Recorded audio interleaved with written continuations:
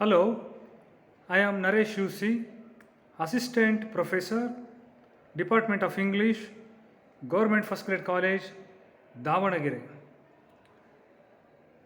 Today I am going to deal Modern Indian Literature in English, Paper 7, which is prescribed for BA Optional English 5th semester in Davanagere University. It is a session 38. The play Silence the Court is in Session by Vijay Tendulkar. In the previous session number 37, we discussed mockery of trials, judges, and justice in the play Silence the Court is in Session, and satire, sarcasm, and reality justice in the play, and an ironic foundation, justice in the play. These are the things we discussed in the previous session. In this session, you are going to appropriateness of the title of the drama, and you are going to equip it the appropriateness of the title of the drama. In this session, we are going to deal with absolute authority of the judge, double suggestion through the title, ironical presentation of the court scene, and ironical title. Absolute authority of the judge. The original title of the play is Shantah Court Chalu Hai. The words of the title are very common in law courts, where the honorable judges pronounce the words to bring back order and decorum if the parties concerned or the mob present in the court become unruly or create chaos and commotion. In other words, the very words Silence the Court is in Session indicate the absolute authority of the judge in the courtroom to decide upon the manners of others. The judge has also the final authority to pronounce contempt of court in case of breach of discipline. In a civilized society, the court system is in a vogue for the sake of justice. In the judiciary is considered to be one of the four main pillars of democracy. In the present play, Vijay Tendulkar chooses a term of judicial register as the title of his play to make a powerful comment on a society with a heavy patriarchal bias that makes justice impossible and that converts the august judicial system into an instrument of oppression of women and the vulnerable.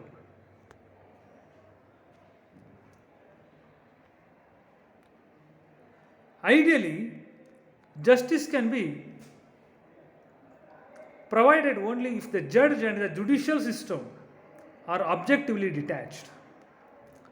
But the same objective detachment can become the face of a very repressive and dehumanized system if the persons involved in the process of justice are themselves devoid of human value and compassion. In the present way, in this play, we find how Benare becomes the victim of sadism of his male counterparts. The audience is made to witness a mere enactment of what is a rehearsal of sorts of a mock trial to be staged later in the day. But what begins as an armless game begins to assume a grim aspect before long. First of all, the characters were to be the accused in the mock trial Then, on Sukatme's suggestion, they decide to make Benare the accused. It is notable that Benare is allotted the role of accused in her absence.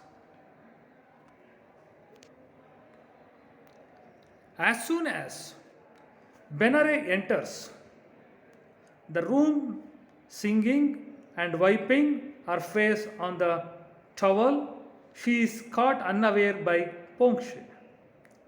Miss Leela Benare, you have been arrested on suspicion of a crime of an extremely grave nature and brought as a prisoner before the bar of this court, unquote. Kashikar, assuming the role of the judge, accuses Benare of the crime of infanticide. The way Benare is made the accused without her consent shows the functioning of the patriarchal system. Double suggestions through the title. The title alters or the title alerts the audience to give up chit chatting and to watch court trial. A group of amateur players come to village hall to stage the play.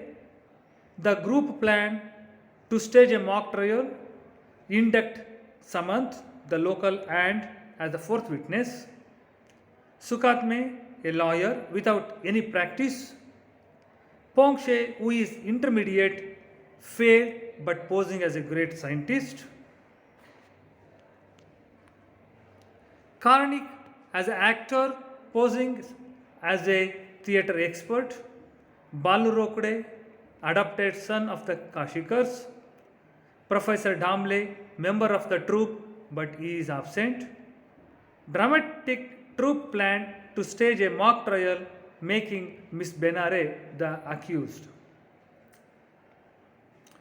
When Leela Benare returns from the washing closet, she is accused of infanticide under section 302 of the IPC, that is Indian Penal Code.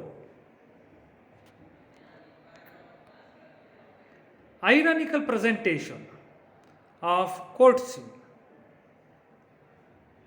Total disorder and lack of decorum normally associated with a law court. Judge Kashikar himself chewing pan and allowing his prosecutor to do the same. He grants an adjournment of 10 seconds to the prosecutor for spitting out pan.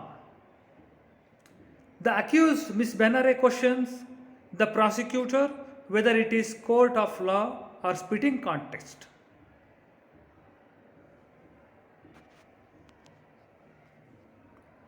The ironical title of the play.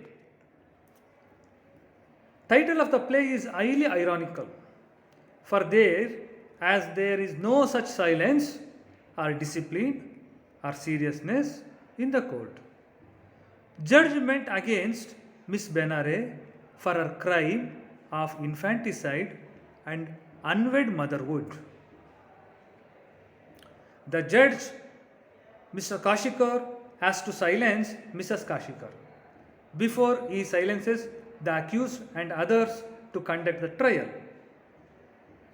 The play is a powerful satire of modern society. The characters attack each other and expose their latent sadism and hypocrisy. We are going to see the aloneness of the middle class society is exposed through Benare and Damle episode. In the name of social values, moral standards and religion crash on the accused like a bombarded building. No one raises his voice of protest against Damle, who is responsible for the catastrophe of Benare. He is not even summoned as a co-accused in the court.